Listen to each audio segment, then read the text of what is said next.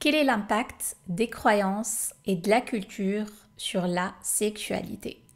Quelles sont les conséquences d'un traumatisme sexuel survenu à l'enfance? Comment surmonter un tel traumatisme une fois adulte?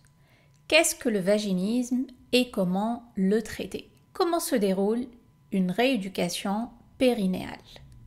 Comment se reconnecter à sa féminité physiquement et mentalement? C'est entre autres à ces questions que je vais répondre dans l'épisode du jour. Bonjour et bienvenue dans Désaligné, le podcast qui t'invite à plonger dans des récits doux et intenses à la fois. Je suis Rim, entrepreneur enthousiaste et je suis ta guide dans cette aventure. Il suffit parfois d'écouter une histoire pour que quelque chose en nous se mette à briller. C'est ce que je souhaite à travers chaque épisode de ce podcast. En 2018, la maladie est entrée dans ma vie, m'entraînant dans une introspection profonde pour essayer de comprendre et de m'en sortir. J'ai mis 5 ans pour me libérer de mes freins, guérir de mes douleurs physiques et mentales et reprendre enfin ma place. Désaligné, c'est l'exploration de sujets liés à la santé holistique à travers les expérimentations, les défis et les thérapies qui ont jalonné mon parcours. Mon but, montrer comment transformer ces expériences en une source de force incroyable. Si tu veux sourire, peut-être verser une larme ou deux et surtout réfléchir, tu es au bon endroit. Bonjour à tous, je suis très contente de vous retrouver pour ce nouvel épisode de Désaligné. Ça va être l'un des épisodes les plus intimes de cette première saison. Avant de démarrer, je voulais vous avouer que les derniers épisodes publiés, notamment celui sur le burn-out et mon séjour à l'hôpital, ont été assez difficiles émotionnellement à produire. Et honnêtement, je ne mesurais pas du tout cela avant de commencer à les écrire, à les tourner et à les monter. C'est vrai qu'ils m'ont fait réaliser tout le chemin parcouru pour arriver à l'alignement que je vis aujourd'hui.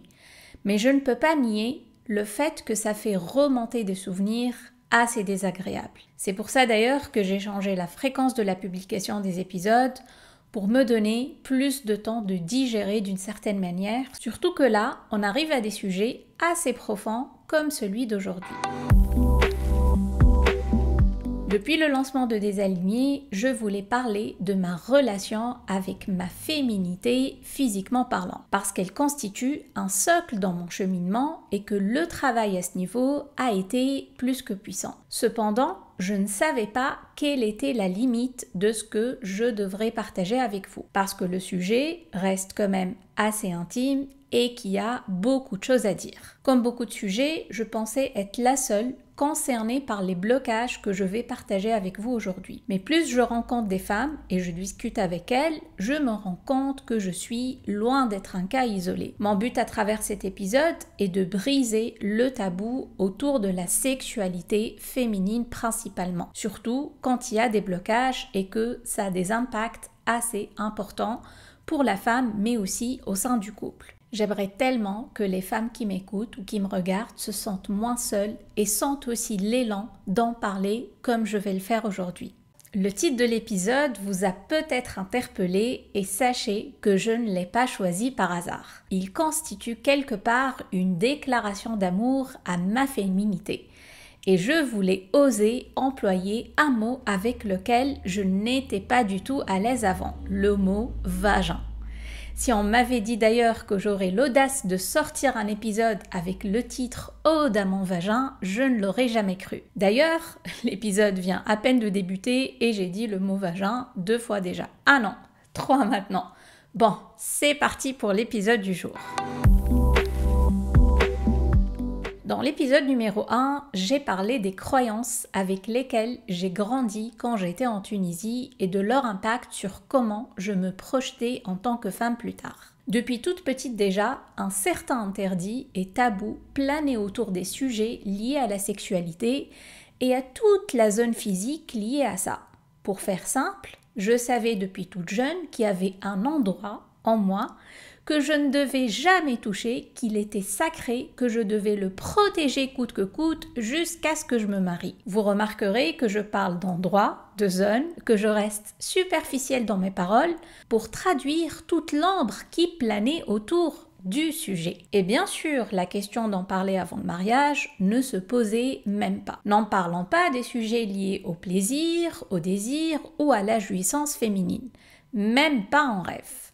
J'ai pu néanmoins m'éduquer toute seule sur les sujets de la sexualité à travers des livres ou des documentaires. Et j'ai découvert le monde de l'érotisme et du désir sexuel à travers la littérature, l'art et le cinéma. Ça m'éloignait totalement de mon environnement très conventionnel et j'avoue que j'aimais beaucoup ça. Comme je n'ai quasiment pas eu de relation amoureuse, je n'ai jamais pu explorer cette sphère dans la pratique et aller à l'encontre du tabou. Et je pense que même si je le voulais, je n'aurais pas pu aller très loin, à cause du poids de ma culture qui pesait sur mes épaules. Du moins, c'est ce que je me suis toujours dit jusqu'à récemment, et vous allez comprendre pourquoi. Quant à la mi-vingtaine, j'ai commencé à avoir des rendez-vous avec des hommes, le sujet de la sexualité était très rapidement mis sur la table. Et j'ai vite compris que leur conception des relations intime et amoureuse était bien différente de la mienne. Donc ça n'allait jamais loin. En 2017, je fais la rencontre amoureuse qui bouscule ma vie, celle dont je rêvais secrètement depuis toujours, sans penser qu'elle pouvait se concrétiser un jour. Très naturellement, la relation a évolué sentimentalement, mais je n'ai jamais pu m'ouvrir physiquement. À chaque fois que le sujet est abordé ou qu'on tente quelque chose, je sens une forte gêne physique, c'est comme si je commençais à faire un malaise. Tout mon corps se raidit, se crispe, je suis en apnée, j'ai mal au ventre et j'ai souvent envie de vomir. Je n'ai jamais compris pourquoi, je ne savais pas à qui en parler au début et le peu de personnes à qui j'ai confié ça était plus dans le jugement que dans une démarche d'aide et d'écoute. On me disait que je n'étais pas normale et que si ça durait comme ça, je risquais de me retrouver seule car aucun homme n'accepterait une telle situation, un tel blocage. Avec mon diagnostic de l'endométriose, les choses ont empiré, puisque le gynécologue m'informe que les lésions entraîneraient de fortes douleurs lors des rapports sexuels. C'était exactement ce qu'il fallait me dire pour me décourager une fois pour toutes de tenter quoi que ce soit. Moi qui avais trop peur de la douleur. La pilule que j'ai prise par la suite n'a pas aidé non plus, puisqu'elle m'a coupé complètement le peu de désir et de libido que j'avais encore. Parler désir et érotisme ne m'intéressait plus, moi qui étais très à l'aise en évoquant ces sujets avant. En 2019, je suis opérée de l'endométriose. Mon gynécologue m'informe qu'il allait intervenir par voie basse. J'ai donc symboliquement perdu ma virginité sur une table d'opération et c'est quelque chose que j'ai vraiment très mal vécu. Moi qui rêvais depuis toujours de ma première fois, même si je sais que les premières fois ne sont pas toujours mémorables. Après la chirurgie, je reviens dans ma chambre assommée par la morphine. Et ma mère découvre que je suis tachée de sang partout et on ne comprend pas d'où ça vient. Le chirurgien m'informe le lendemain que j'ai fait une hémorragie en pleine intervention et que c'était l'un des effets indésirables de l'endométriose. C'était vraiment assez traumatisant de visualiser ça. Encore une information qui n'allait pas m'encourager à avancer vers une vie sexuelle épanouie et une totale connexion avec ma féminité.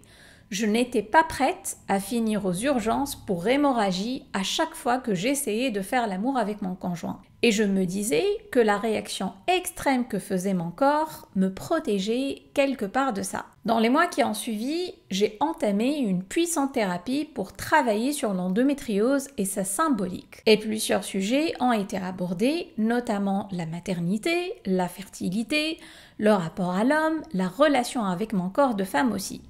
La maladie m'impactait quasiment à tous les niveaux. J'étais en totale déconnexion avec la femme que j'étais, avec mon corps et au-delà de ça, elle menaçait aussi la durabilité de mon couple. Et j'ignorais si un jour j'allais pouvoir dénouer mon impuissance physique et je ne savais pas non plus jusqu'où mon conjoint pouvait être patient. Sans oublier que cette impuissance était un frein aussi à la maternité. Moi qui voulais devenir maman.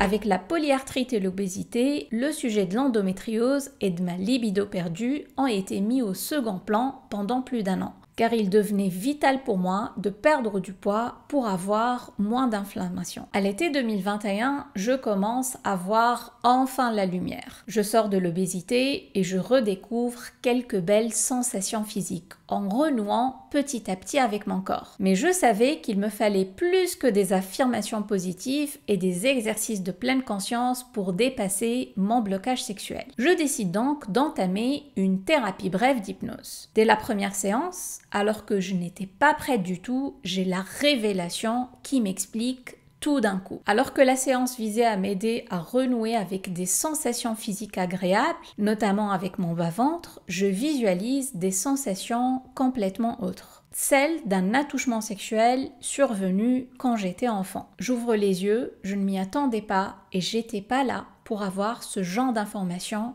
comme ça brusquement. Je suis surprise mais pas très choquée car je comprends en quelques minutes toutes les réactions extrêmes que faisait mon corps depuis presque toujours sans que je ne puisse être en mesure de décoder quoi que ce soit. À ce moment-là, je n'ai aucun souvenir de ce qui s'est réellement passé quand j'étais enfant. Mais la sensation de libération que je sentais suffisait pour me confirmer que j'étais enfin sur la voie de comprendre et éventuellement de guérir plus tard. C'est comme si, pendant toutes ces années, je cherchais la dernière pièce manquante du puzzle et là je l'avais et les conséquences de cette trouvaille étaient un peu secondaires. Ce jour-là, je rentre chez moi, je partage la révélation avec mon conjoint comme si c'était quelque chose d'anodin. Je ne savais pas comment mettre des mots sur ce que je sentais et j'ai préféré laisser le temps faire pour la suite. Dans les jours et semaines qui ont suivi, des souvenirs sont remontés. C'était dur car j'avais plus de contexte et d'informations sur ce qui s'est réellement passé, à quel âge, etc. À cette période-là, j'avais démarré ma thérapie depuis plus de 3 ans. Il n'était pas question de revivre des choses dans les moindres détails, de me poser des questions pour tout comprendre. J'étais plus dans la posture de l'après, celle où l'on accepte, où l'on pardonne, où l'on se sent quand même léger, malgré la lourdeur de ce que l'on apprend et de ce que l'on traverse. Je pense que si j'avais eu cette révélation au début, les choses ne se seraient pas passées de cette manière. J'aurais été dans la colère, j'aurais voulu comprendre, j'aurais demandé à l'hypnothérapeute ou à un autre thérapeute de revivre le ou les moments, j'aurais voulu aussi être dans la confrontation. Je ne sais pas comment l'expliquer, mais je me sentais en gratitude à cette période-là car je savais enfin tout ce qui m'arrivait. J'arrivais vraiment à tout comprendre. Je ne m'accrochais qu'à ça et je voulais avancer. Un point, c'est tout. En plus, j'avais la conviction à l'intérieur de moi que tout ce que je vivais depuis le début de ce processus d'introspection se faisait suivant un timing qui était loin d'être anodin et que j'étais vraiment sur la bonne voie pour m'en sortir une fois pour toutes. Les mois qui ont suivi, j'ai vécu mon deuxième burn-out, l'hospitalisation et les passages incessants aux urgences. Et à l'été 2022, comme je l'ai dit dans l'épisode précédent, j'ai commencé à sentir pour la première fois le doux parfum de la guérison. Et j'étais surtout prête à entamer un nouveau beau chapitre. Et quel chapitre! En un an, j'ai énormément travaillé émotionnellement et mentalement sur le sujet de l'attouchement sexuel pour ne plus le mettre dans la case de traumatisme.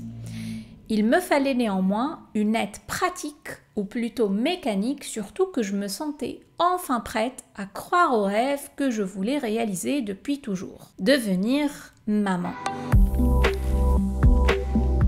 On décide avec mon conjoint d'aller voir mon ancien gynécologue qui était spécialiste en PMA, procréation médicalement assistée. Et la demande qu'on lui a faite ce jour-là nous semblait presque impossible à réaliser. « Bonjour docteur, on aimerait avoir un enfant, mais il est impossible pour l'instant que vous puissiez me faire un examen gynécologique. Comment on pourrait procéder s'il vous plaît ?» À ma grande surprise, il nous a informé que notre cas était loin d'être un cas isolé et qu'il prenait en charge beaucoup de patientes qui ont été victimes de traumatismes sexuels pendant l'enfance et qu'elles arrivent à dépasser ça et à devenir maman plus tard. Il nous dit qu'il va constituer une équipe de femmes qui ont des disciplines différentes et qui vont me suivre tout le temps qu'il faut avec l'objectif de viser un examen gynécologique un jour est d'entamer un processus de PMA derrière. Je vois la première personne quelques jours plus tard. Elle est urologue spécialiste en infertilité. Elle était assez directe et rentre dedans. Elle me propose direct de m'examiner pour voir à quel niveau se situe mon blocage. Je suis choquée par son côté direct, mais le rendez-vous ne me traumatise pas du tout. Je pense que c'est ce qu'il me fallait pour que les choses bougent assez rapidement. À la fin de l'examen, elle met des mots sur ce que j'avais. Je souffrais de vaginisme. Ça consistait en le fait de contracter inconsciemment les muscles du périnée, ce qui rend impossible l'introduction de quoi que ce soit dans le vagin, que ce soit un pénis, un spéculum ou même un doigt. Depuis mon enfance, mon corps a gardé en mémoire ce qu'il a subi. Et à chaque fois que je sais qu'on va me toucher, un mécanisme de protection se met en place à travers cette contraction. Pour traiter mon blocage, je suis aussi mise en lien avec 2 autres personnes. Une sexologue et une kinésithérapeute spécialisée en rééducation périnéale. J'ai eu ma première séance avec la sexologue la semaine qui a suivi. C'était à distance vu qu'elle était basée à Montpellier et dès les premières minutes d'échange, je savais qu'on allait bien s'entendre. Elle a compris que j'avais des années de thérapie derrière moi et que j'étais prête à entamer un travail plus actionnable. Que le temps du questionnement et de la réflexion était bien derrière moi. Ce qui était remarquable, c'est qu'on n'a jamais presque parlé de sexualité lors de nos échanges, mais de tous les sujets annexes qui tournaient autour, comme la gestion des émotions, la féminité, la communication au quotidien avec mon conjoint, etc. Et comme l'urologue, elle avait un style assez direct et assez tranché. Elle ne tourne jamais autour du pot et elle m'a souvent fait pleurer comme une enfant tellement ses mots sont justes et clivants. Mais je peux dire que le travail le plus waouh que j'ai fait, mais aussi le plus épuisant physiquement et émotionnellement, c'est celui avec la kinésithérapeute.